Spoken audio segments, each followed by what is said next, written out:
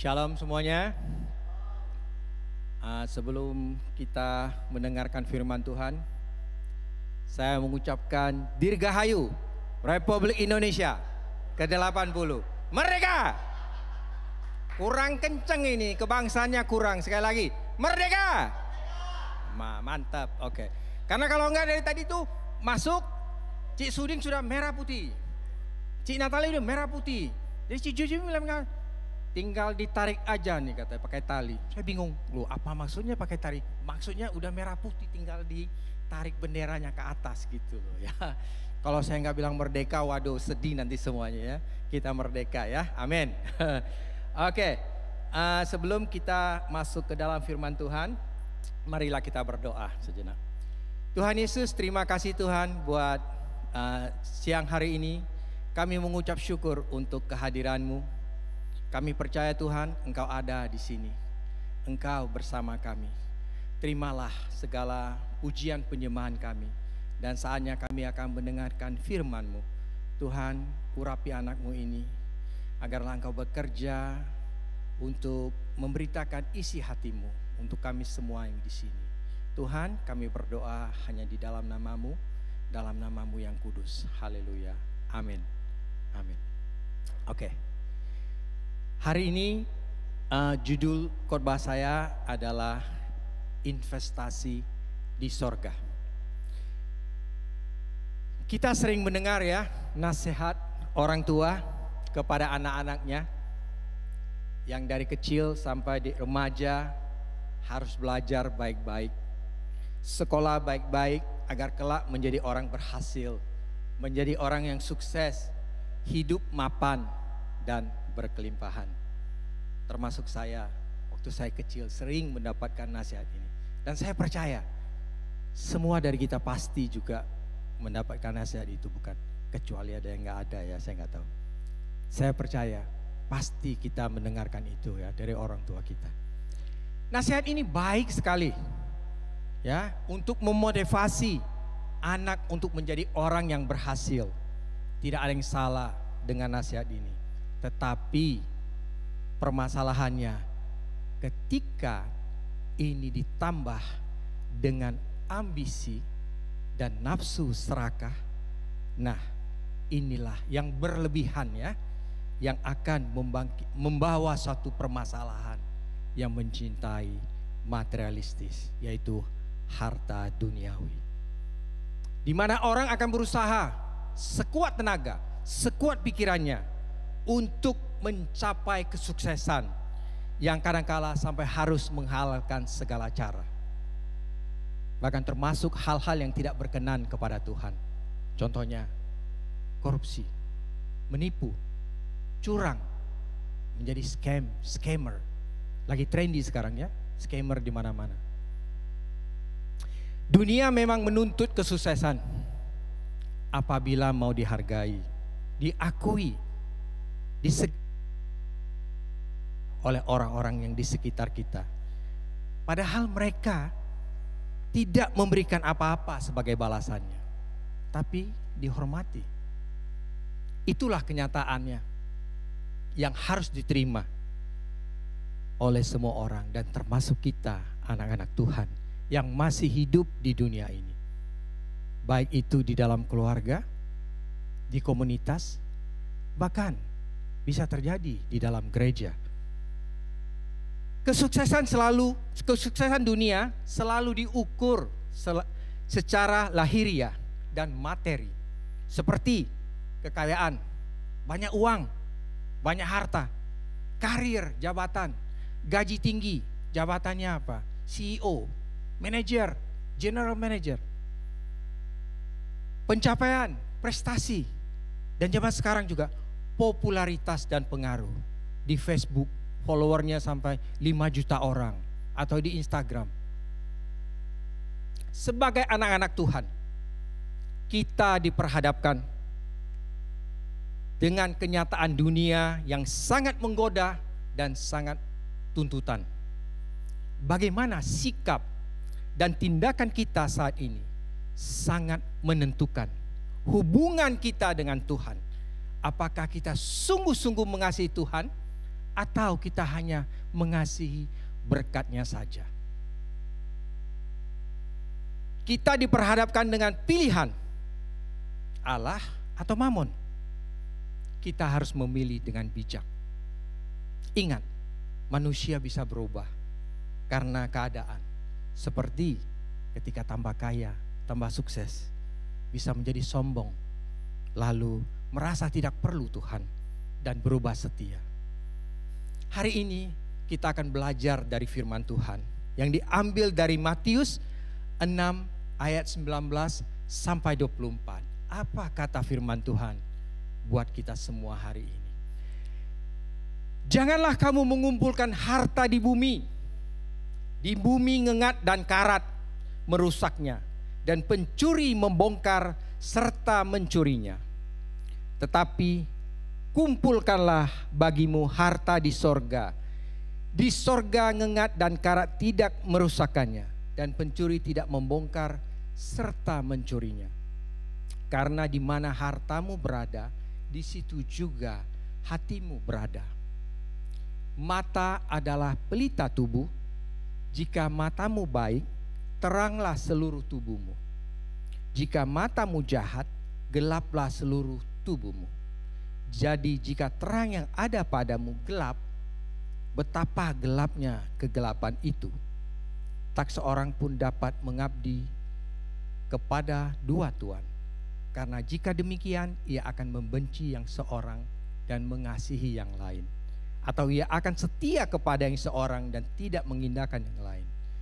Kamu tidak dapat mengabdi kepada Allah dan kepada Mamon. Jadi konteks daripada firman Tuhan yang baru kita baca ini masih di dalam lingkup khotbah di bukit Tuhan Yesus ya. Dari bab 5 sampai bab 7. Hari ini Tuhan Yesus akan mengajarkan kita bagaimana Dia berbicara tentang harta, bagaimana mengumpulkan harta. Di sini kita akan saya bagikan menjadi, bisa membagikannya 3 poin yang akan kita bisa pelajari.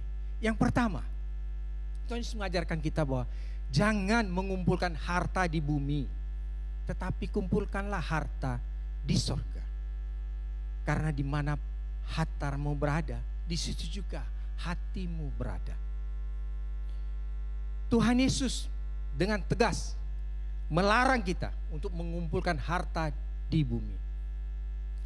Karena di bumi ngengat dan karat merusaknya, dan pencuri akan membongkar serta mencurinya. Jangan itu adalah larangan. Karena setiap larangan kalau dilanggar ada konsekuensinya, yaitu ada harga yang harus dibayar, yaitu hati yang tidak sepenuhnya untuk Tuhan. Bahkan kita bisa terhilang. Mengumpulkan artinya kata kerja aktif yang bersifat mengejar, berusaha, bahkan bisa sampai kepada keserakahan yang artinya tidak pernah puas. Pikiran dan fokus hatinya semuanya kepada hal-hal duniawi. Tetapi sebaliknya, kalau kita mengumpulkan harta di sorga, maka hati kita juga akan fokus kepada Tuhan.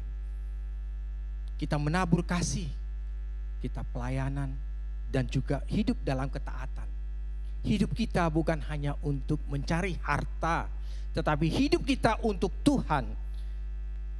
Kita diberkati Tuhan untuk menjadi penyalur berkat kepada orang lain. Kita menjadi saksi Kristus, kita menginjili, dan untuk orang-orang hidup yang Tuhan tempatkan di dalam hidup kita. Menjadi teladan dari hidup kita. Bisakah orang melihat hidup kita? Adakah Yesus di dalam hidup kita?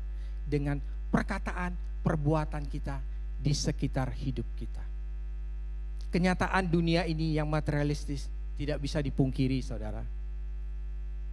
Kalau kita masuk ke toko yang mahal, kalau baju kita biasa-biasa saja, kita bahkan tidak disapa orang, tidak disapa oleh penjaga toko. Bahkan kalau baju kita lesu, bahkan bisa diusir. Benar atau tidak? Benar ya. Atau siapa yang bisa memungkirinya? Oh enggak. semua dunia melihat materialistis ya. Banyak orang yang berinvestasi di bumi dengan membeli rumah, emas, saham, crypto coin. Ya. Lagi trendy sekali. Dengan harapan apa? Mendapatkan capital gain suatu hari. Bisa dipakai, dinikmati di dunia ini untuk hari tua. Itu pun kalau Tuhan izinkan, saudara. Karena siapa tahu apakah kita besok masih bisa bangun. Tidak ada yang tahu. Saya sering lihat di Facebook ya, akhir-akhir ini. Yang meninggal itu bukan yang tua-tua. Usianya muda-muda. 25, 16. Orang selalu berpikir yang tua lebih jalan duluan. Siapa bilang, saudara? Karena orang pergi tidak pergi itu ditentukan waktunya Tuhan, bukan dengan usianya. Karena apa? Baby di dalam perut pun bisa meninggal, bahkan sebelum dilahirkan.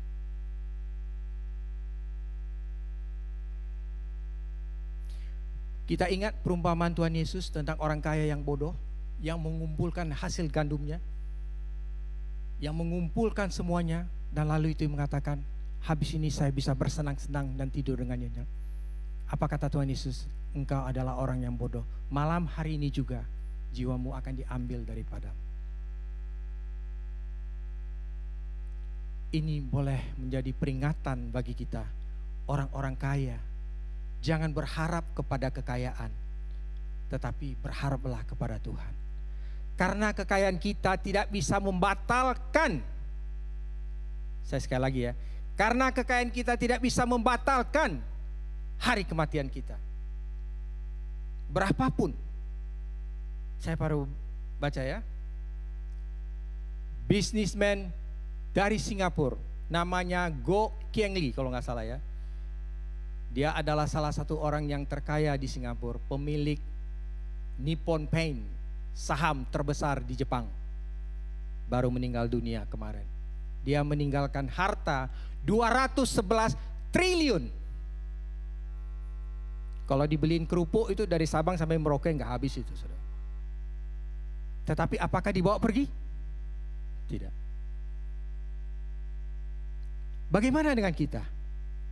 Apakah kita sibuk mengumpulkan harta di bumi atau di sorga? Apa yang saudara bawa ketika kita menghadap Tuhan Yesus?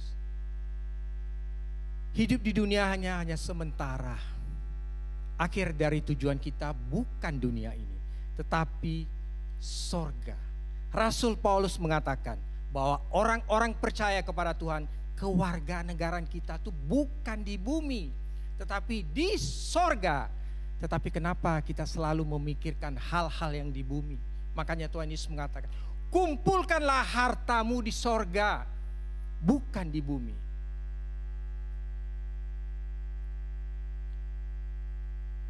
Di bumi adalah sebagai transit kita menuju sorga. Firman Tuhan ini tidak berbicara hanya bahwa kita tuh melarang orang untuk memiliki harta sama sekali. Bukan, saudara.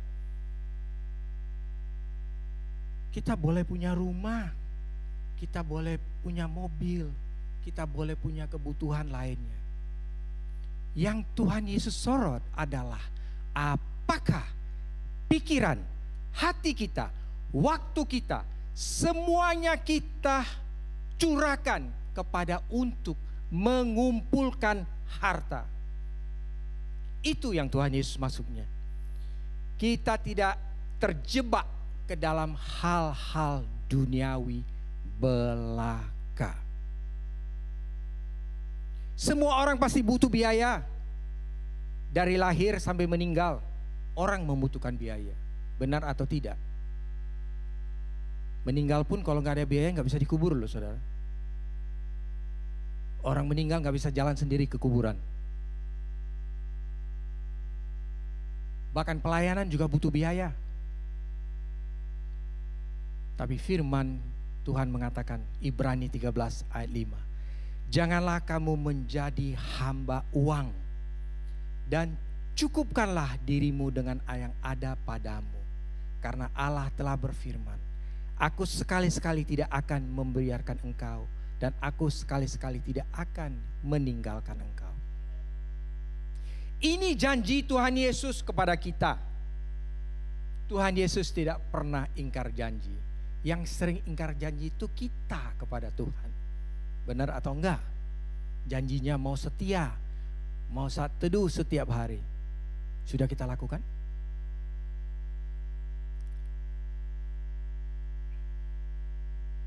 Tuhan Yesus pasti mencukupkan segala yang kita butuhkan. Bukan sesuatu yang kita mau untuk memuaskan hawa nafsu kita. Tuhan Yesus tidak pernah terlambat. Dan juga dia tidak pernah terlalu cepat.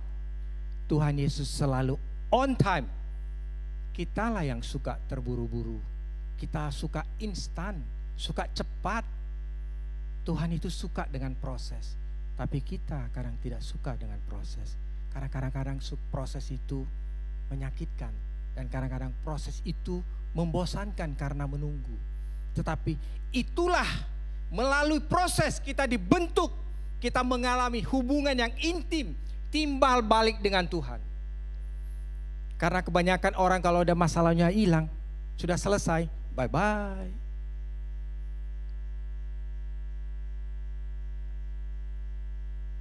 Mamon adalah saingan Tuhan, saudara, di mana dia sangat menggoda manusia karena menawarkan kemewahan, kehormatan, dan pengakuan dari orang-orang sekitar. Karena itulah manusia berlomba-lomba untuk mencari mamon sebanyak-banyaknya dengan harapan akan dipandang dan dihormati orang dan tidak diremehkan orang. Steve Jobs pernah mengatakan bahwa uang adalah satu-satunya alat di dunia ini yang bisa memberikan Anda kehormatan, kekuasaan, dan cinta. Dan juga ada peribahasa, ada uang abang disayang, tidak ada uang abang melayang. Pernah dengar? Pernah dengar? Kalau nggak pernah dengar berarti nggak dari Indonesia dong. Pasti pernah dengar ya. Nah, saya nggak perlu jelaskan artinya apa. Semuanya pasti sudah tahu. Ya. Bapak, Ibu, Saudara sekalian, memang kita nggak bisa pungkiri pernah kejadian di dalam gereja. Ketika anak-anak yang orang tuanya ya biasa-biasa saja, ada petugas, keluar, nggak boleh main-main di dapur. Tapi ketika ada anak orang kaya, nggak disuruh keluar, malah digendong, malah ditaruhkan di atas kitchen, mau makan es krim. Anak orang kaya. Kalau anak yang orang biasa-biasa saja, keluar, jangan main-main di sini. Perlakuannya beda loh, saudara. Ini di gereja loh.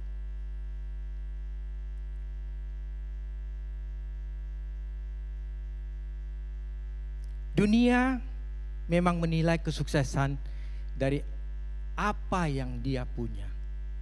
Seperti harta, jabatan, status sosial. Seperti yang saya sebutkan tadi sebelumnya di atas ya. Padahal Tuhan Yesus tidak pernah tertarik dengan semua yang kita punya yang bersifat keduniawian. Tetapi Tuhan lebih tertarik dengan hal-hal sorgawi. Apalagi kita saat kita bertemu muka dengan Tuhan Yesus.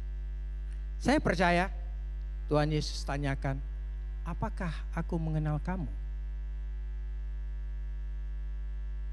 Apakah yang membuat saya mengizinkan kamu untuk masuk ke dalam kerajaanku? Apa yang telah kamu lakukan dengan waktu yang saya berikan kepadamu selama hidup di dunia ini? Dan saya percaya Tuhan tidak pernah tanya, berapa mobilmu, berapa investment propertimu, berapa perusahaanmu, berapa depositomu, dan berapa sahammu. Saya percaya Tuhan tidak tertarik kepada hal-hal yang demikian.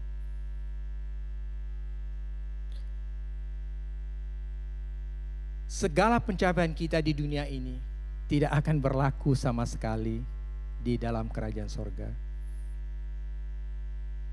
Definisi kesuksesan dunia sangat berbeda dengan kesuksesan menurut Tuhan. Kesuksesan dunia dinilai dengan apa yang dia punya, materi. Tetapi kesuksesan menurut Tuhan adalah siapa yang orang itu punya. Saya ulangi ya. Kesuksesan dunia dinilai dari apa yang dia punya, tetapi kesuksesan yang menurut Tuhan adalah siapa yang dia punya. Apa maksudnya? Yaitu hubungan. Apakah dia mempunyai hubungan yang intim dengan Tuhan? Meskipun secara finansial orang tersebut tidak kaya raya, tetapi dia lebih dari cukup, yang artinya dia percaya kepada Tuhan Sang Pemelihara hidupnya. Sekali lagi saya mengatakan ya kepada kita semua, jangan takut diremehkan atau dipandang rendah oleh orang sekitar. Asal kita tidak diremehkan dan tidak dipandang oleh Tuhan. Seperti waktu saat kita menghadap dia, aku tidak mengenal engkau. Berbahaya saudara. Artinya kita akan terpisah, kita akan binasa selamanya. Sangat berbahaya sekali. Maka dari itu hati-hati ya. Apakah kita pernah mendengar satu pepatah Cina mengatakan begini? Seorang berbisnis diibaratkan seorang yang menunggang harimau. Karena sekali masuk ke dalam bisnis, apalagi ketika bisnis semakin besar, maka akan semakin sulit untuk berhenti. Karena kalau berhenti akan dimakan harimau. Maka hati-hatilah saudara-saudara kalau kita mau terjun ke dalam bisnis. Karena ambisi keserakahan yang akan mengontrol kita. Tidak pernah puas dengan apa yang sudah diperoleh. Tidak ada remnya. Remnya blong, kebablasan. Mungkin pada awalnya kita tidak punya cita-cita dan tidak punya begitu banyak harapan untuk hawa nafsu, tetapi kita tidak bisa mengontrolnya, membuat kita kepengen dan kepengen lagi. Dari satu kepengen dua, dari dua kepengen tiga, dari tiga kepengen empat. Saran saya, jangan menunggang harimau. Memang harimau gak bisa ditunggangi. Tunggangilah kuda. Karena kalau kita menunggangi kuda, anytime di mana saja kita bisa berhenti. Jadilah bos asal harta kita, bukan harta yang menjadi bos dan kita menjadi budaknya. Hati-hati dengan harta yang kita miliki. Kita harus bisa mengontrolnya. Kalau tidak, hartalah yang mengontrol kita. Yakobus 4 ayat 4 firman Tuhan mengatakan, hai kamu orang-orang yang tidak setia, tidakkah kamu tahu bahwa persahabatan dengan dunia adalah permusuhan dengan Allah? Jadi barang siapa hendak menjadi sahabat dunia ini, ia menjadikan dirinya musuh Allah. Mari kita periksa hati kita saat ini. Apakah kita termasuk orang-orang yang sibuk mengumpulkan harta di dunia ini atau di sorga? Jangan tertipu oleh godaan dunia yang sangat menggiurkan, yang bisa membuat kita menjadi musuh Allah. Itu yang pertama yang kita bisa pelajari. Yang kedua, bagaimana cara pandang kita terhadap harta? Yaitu di ayat 22 sampai 23, di mana Tuhan Yesus berbicara tentang mata adalah pelita tubuh. Tubuh kita baik atau tidak tergantung bagaimana mata kita melihat. Mata berbicara bagaimana cara kita memandang sesuatu di dalam hal ini, yaitu mengenai harta. Apakah kita hidup untuk Tuhan atau kita hidup untuk harta? Ketika mata kita baik, artinya mata seorang yang percaya, kita akan melayani Tuhan.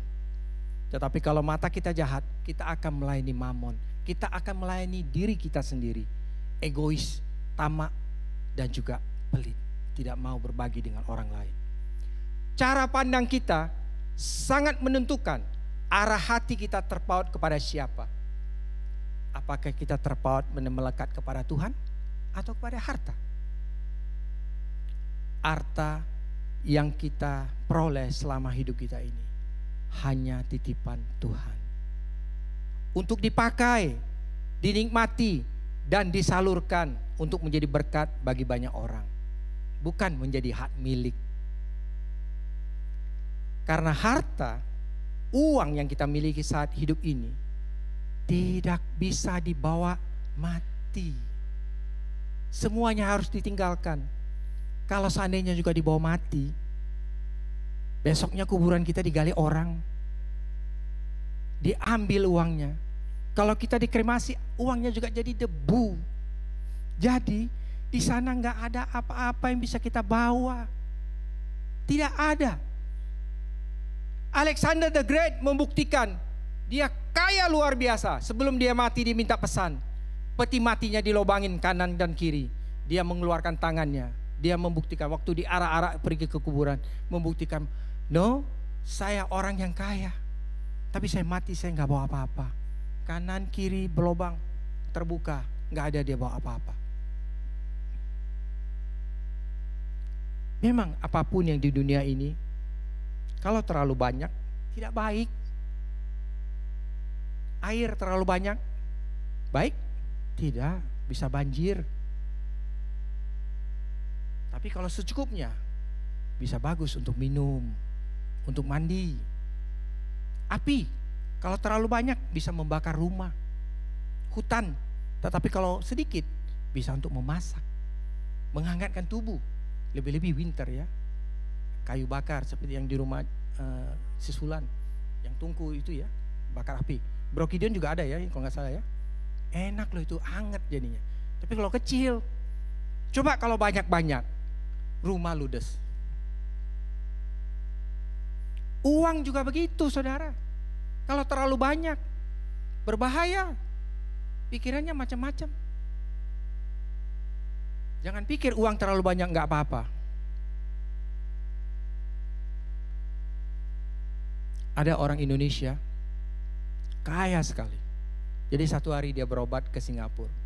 Jadi dokter Singapura bilang begini, ya udah pulang ke rumah saja, siap-siap. Saudara udah tahu ya maksudnya ya. Maksudnya sudah tidak ada harapan. Siap-siap aja, udah nggak ada lagi, ini udah akut, udah nggak ada harapan. Pulang siap-siap meninggal. Sang orang kaya ini mengeluarkan cek. Ceknya belum tertulis.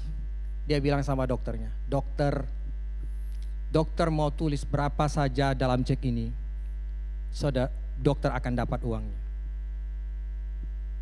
Dokternya bilang, ini bukan masalah duit, ini masalah saya nggak bisa menolong kamu. Itulah buktinya bahwa duit tidak bisa menyelesaikan segala masalah. Dia mengatakan tulis berapa saja loh saudara. Jadi maksudnya nolnya bisa diterusin. Mungkin satu cek itu bisa sampai akhir. Ada duitnya tuh, bingung saya. Itu kayaknya seperti apa? Apa istilah orang Jerman bilang duitnya tidak berseri lagi. Sudah nggak ada yang tahu berapa banyak duitnya. Tetapi duitnya juga tidak bisa menolong. Ada juga orang di Indonesia yang kaya luar biasa. Dia mau diinjili, dia bilang apa? Saya nggak butuh Tuhan. Ternyata saya kaya raya. Masjid datang minta sumbangan kepada saya. Wihara minta sumbangan kepada saya. Gereja juga datang minta sumbangan kepada saya. Siapa yang Tuhan sekarang? Saya atau dia? Saya nggak butuh Tuhan. Berbahaya sih. Banyak uang berbahaya saudara.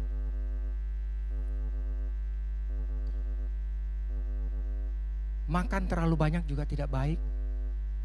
Akan nyesek. Apalagi kalau all you can eat. Iya kan? Waktu pertama masuk, waduh kepengennya banyak dia makan. Pas duduk, piring pertama, piring kedua, piring ketiga. Kenapa? Nggak mau rugi. Benar nggak? Kalau bisa masuk semuanya, kalau bisa diputar ke sini gitu. Nah, terlalu banyak apakah enak? Tidak, saudara. Garam Kebanyakan juga tidak enak buat darah tinggi. Benar. Tapi kalau secukupnya, masakan jadi hauce. Benar nggak? Benar nggak ya? Benar. Makanya doa Bapa kami, Tuhan Yesus bilang apa? Berikanlah makanan kami secukupnya. Tidak sebanyak-banyaknya. Kita ini hanyalah pengelola, bukan pemilik yang sesungguhnya. Pemilik yang sesungguhnya adalah Tuhan. Karena Tuhan menitipkan kepada kita. Kalau kita berpikir demikian, maka hati tidak melekat kepada harta, tidak melekat kepada uang tersebut. Ketika harta bertambah, kita puji Tuhan. Ketika belum bertambah, juga puji Tuhan. Dan ketika kalau saat kita merugi, kita bisa tetap bersuka cita. Tetapi kalau kita melekatkan hati kita kepada harta, di saat dia berkurang, kita stres, kita murung, bahkan ada depresi, bahkan ada yang bunuh diri. Sebaliknya, ketika mata kita jahat, ya, artinya kita salah memandang terhadap harta, membuat kita menjadi monster yang haus akan harta duniawi. Semuanya selalu diukur dengan untung rugi. Tidak ada belas kasihan. Inilah yang Tuhan Yesus katakan, kita bisa menjadi hamba uang, diperbudak oleh uang. Yang Tuhan maksudkan di ayat 23. Jadi terang, jika terang yang ada padamu gelap, betapa gelapnya kegelapan itu. Itulah yang Tuhan maksudkan. Bapak Ibu Saudara sekalian, banyak perusahaan-perusahaan bangkrut ya. Saat COVID-19 melanda, banyak orang yang bunuh diri karena merasa bahwa itu adalah miliknya yang harus dipertahankan. Ketika merugi, ketika bangkrut, habislah harapannya. Dia bilang bahwa wah sudah gak ada lagi. Karena dia selalu bergantung kepada hartanya, bukan bergantung kepada Tuhan. Paulitan, seorang teolog dari Filipina, dia mengatakan begini, bahwa ada kalanya uang itu tidak berguna. Ya, ada banyak hal yang tidak bisa dibeli dengan uang katanya. Uang bisa membeli tempat tidur, tetapi bukan tidur. Bisa beli buku, tetapi bukan otak. Bisa beli makanan, tetapi bukan nafsu makan. Bisa membeli perhiasan, tetapi bukan kecantikan. Bisa membeli rumah, tapi bukan keluarga. Bisa membeli obat, tapi bukan kesehatan. Kesenangan, tetapi bukan kedamaian. Kemewahan, tetapi bukan budaya. Hiburan, tapi bukan sukacita. Salib, bukan juru selamat. Bisa beli gedung gereja, tapi bukan sorga. Jadi ada kalanya uang itu gak bisa melakukan apa-apa, saudara. Mari kita belajar cara memandang yang benar. Belajarlah dari seorang tukang parkir. Saya pernah ya mengatakannya, bahwa semuanya hanyalah titipan. Ya, mobil bagus, mobil nggak bagus, motor bagus, motor nggak bagus, keluar masuk dia nggak peduli karena bukan miliknya. Begitulah juga kita. Kalau kita punya prinsip yang kita pegang, saya percaya hidup kita tidak akan miserable. Ketika harta berkurang, no worries. Karena hati kita tidak melekat kepada Dia. Hati kita harus melekat kepada Tuhan, Sang Pemberi berkat. Pengkhotbah 5 ayat 14, firman Tuhan mengatakan, sebagaimana ia keluar dari kandungan ibunya, demikian juga ia akan pergi, telanjang seperti ketika ia datang, dan tidak diperolehnya dari jeripayanya satupun yang dapat dibawa di dalam tangannya. Raja Salomo adalah seorang yang terkaya di dunia ini. Tuhan pernah mengatakan tidak akan ada orang sebelum atau sesudah seperti dia. Dia pun mengatakan Dia datang telanjang, dia pulang telanjang. Dia tidak bawa apa-apa. Dan semuanya sia-sia. Bagaimana dengan kita? Apakah kita merasa semua yang kita miliki hari ini adalah milik yang harus dipertahankan? Atau hanya titipan Tuhan yang kita pakai, kita boleh nikmati dan tidak akan bisa dibawa sampai kekekalan? Kita yang menjawabnya ya, masing-masing dalam hati. Yang ketiga, yaitu kita disuruh memilih antara Allah atau Mamon. Tapi saya sarankan kita, pilihlah Allah, bukan Mamon. Karena kita tidak bisa mengabdi kepada dua Tuhan. Di ayat 24-nya. Kita bisa bekerja 2 job atau 3 job atau bos yang berbeda. Tetapi kita tidak bisa mengabdi kepada dua Tuhan. Karena Allah dan Mamon selalu bertentangan. Yang Tuhan Yesus maksudkan adalah melayani, yaitu siapa yang kita layani. Ketika kita melayani Tuhan, kita berbicara tentang hal-hal surgawi. Kita berbicara tentang hal-hal rohani. Sedangkan kalau kita berbicara tentang Mamon, yaitu kita berbicara tentang hal-hal duniawi yang bertolak belakang. Kita harus memutuskan. Bukan berarti kita tidak boleh punya apa-apa ya. Kita tidak boleh punya uang atau harta sama sekali. Hidup melarat, serba kekurangan atau pas-pasan. Itu bukan maksudnya ya saudara. Saya percaya bahwa Tuhan Yesus tidak merancangkan kita anak-anak menjadi orang yang kekurangan. Tetapi Tuhan merancangkan kita seperti yang firman-Nya katakan, aku datang supaya mereka mempunyai hidup dan mempunyai dalam segala kelimpahan. Ya. Dalam hal keuangan, Tuhan pasti akan mencukupkan segala yang kita perlukan. Menjadi kaya karena berkat Tuhan tidaklah dosa. Jangan salah ya. Saya ulangi. Menjadi kaya karena berkat Tuhan tidaklah dosa. Asalkan diperoleh dengan cara yang benar. Bukan dengan korupsi, bukan dengan penipuan. Tetapi yang menjadi permasalahannya adalah ketika kita menjadi hamba uang, itulah yang berdosa. Di mana kita memberikan seluruh perhatian, waktu, tenaga, pikiran, berkorban hanya untuk mengumpulkan harta di dunia ini. Dengan segenap hati, jiwa, akal budi yang seharusnya kita berikan kepada Tuhan, tapi semuanya kita berikan kepada harta. Kerja 7 hari seminggu, nggak ada stopnya. Dan kalau di dunia ini ada 10 hari, dia kerja 10 hari. Gak ada stopnya, non-stop. Ada orang yang sampai membunuh orang tuanya. Ada orang yang sampai membunuh saudara kandungnya.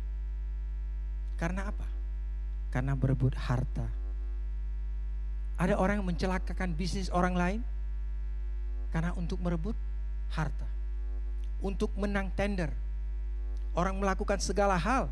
Semuanya dipakai untuk mencapai kesuksesan. Yaitu dengan mengumpulkan harta.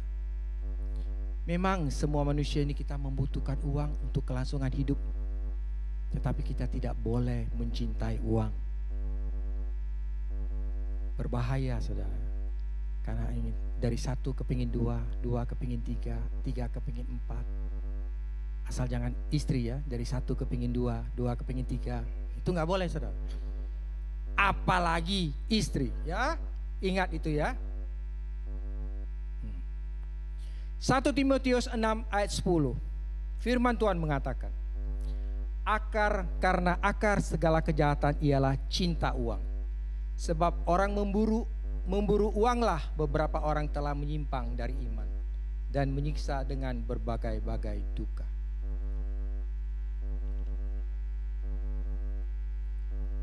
Firman Tuhan ini dengan jelas tegas mengatakan, akar segala kejahatan ialah cinta uang. Karena demi uanglah manusia melakukan apa saja untuk memperolehnya. meskipun dengan cara-cara yang tidak benar. Bukan uangnya yang salah, tetapi cinta uangnya yang menjadi masalah. Padahal uang tidak pernah mati buat manusia, tapi Tuhan Yesus yang mati buat manusia. Kenapa manusia mencintai uang lebih daripada Tuhan? Ketika bangun pagi, siapa yang atau apa yang Anda pikirkan? Itulah yang menjadi prioritas Anda. Apakah Tuhan yang kita pikirkan? Ataukah bisnis? Ataukah pekerjaan? Atau pikirkan bagaimana cara untuk mencapai cita-citaku ya? Seberapa banyak saudara memikirkan Tuhan dalam hari-hari yang Tuhan berikan? Itulah menandakan prioritas di dalam hidup kita. Mencerminkan seberapa dekat hubungan kita dengan Tuhan. Firman Tuhan di Matius 6 ayat 33 mengatakan begini. Tetapi carilah dahulu kerajaan Allah dan kebenarannya, maka semuanya itu akan ditambahkan kepadamu. Artinya, kita harus memprioritaskan Tuhan lebih dahulu melampaui segalanya. Kita harus memilih Allah daripada Mammon. Jangan takut pilih saudara. Jangan takut pilih. Sekali lagi ya. Kalau kita memilih Allah, itu adalah pilihan yang tepat. Karena kita memilih Allah sang pemberi berkat. Kalau kita membeli Mammon, kita akan kehilangan Allah. Kalau kita memiliki Allah, nanti akan diikuti dengan apa? Sesuai dengan firman-Nya. Ketika kita kehilangan Allah, maka kita terpisah dari Allah.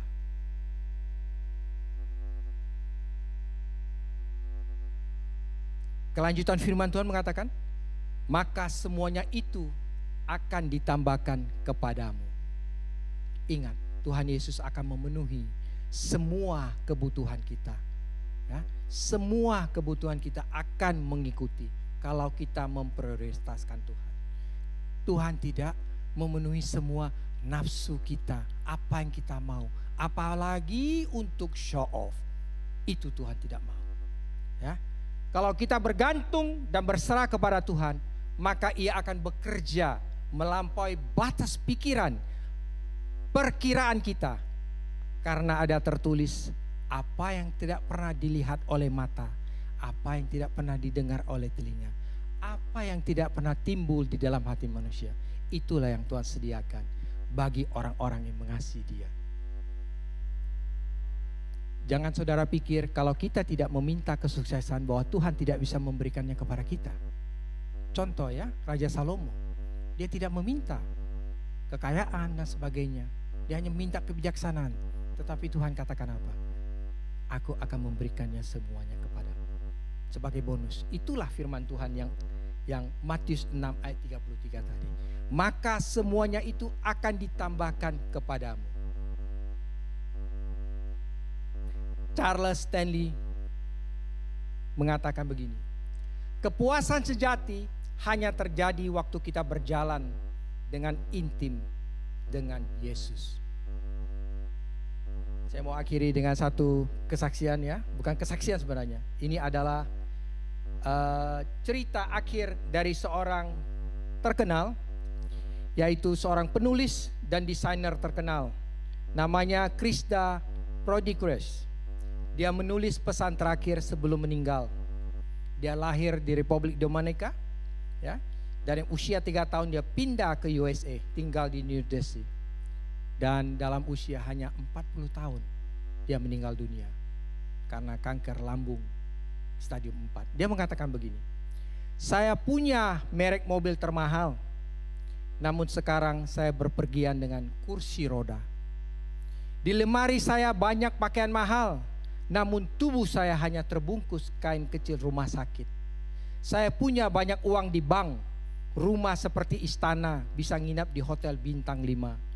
Berpergian pakai jet pribadi, tapi tak satu pun dari barang itu bisa memberikan saya kelegaan sekarang. Lantas apa yang mau kita sombongkan di dunia ini? Arti hidup sebenarnya ialah bagaimana cara kita mengenal Tuhan, mendekat padanya. Ada hal yang terbaik yang bisa kita lakukan, yang Dia pesankan kepada kita. Baik pesan ini juga untuk kita, wake up call. Untuk kita tidak sibuk dengan investasi di dunia ini, tapi kita mau investasi di sorga. Kita ingin hidup untuk Tuhan, bukan untuk hidup untuk harta. Jadi kesimpulannya saudara ya, yang bisa kita pelajari hari ini, yaitu pertama, jangan mengumpulkan harta semua di dunia ini, tapi pikirkanlah harta yang ada di sorga. Karena di mana hati kita berada, di harta kita berada, disitulah hati kita berada. Dan yang kedua, kita harus melihat cara pandang yang benar ya, tentang harta. Bahwa semua harta yang kita miliki hanyalah titipan dari Tuhan, bukan hak milik kita, yang tidak harus kita pertahankan sehingga kita mengorbankan Tuhan. Yang ketiga, pilihlah Allah, bukan mamon. Karena memang kita tidak bisa mengabdi kepada Tuhan. Dan kita sebagai manusia, kita tidak bisa memiliki semuanya. Tapi kalau kita memilih Tuhan, percayalah semuanya akan mengikuti kita. Mari kita berdoa. Tuhan Yesus, terima kasih Tuhan buat firman-Mu pada siang hari ini. Hamba-Mu telah selesai menyampaikan isi hati-Mu Tuhan. Tuhan, ajari kami agar kami bisa hidup lebih benar di hadapan-Mu. Dan kami tidak perlu pusing dengan investment atau mengumpulkan harta duniawi ini saja Tuhan. Tetapi kami memikirkan investasi kami di sorga, yaitu melakukan kehendak-Mu, hidup benar di hadapan-Mu, bukan untuk hidup kami diri sendiri, tetapi hidup untuk Kristus, untuk membagikan kasih kepada orang lain, dengan jalan pelayanan kami, dengan jalan menjadi saksi, dengan jalan menjadi penginjil-Mu melalui kehidupan kami Tuhan, sehingga orang bisa melihat Engkau hidup di dalam hidup kami.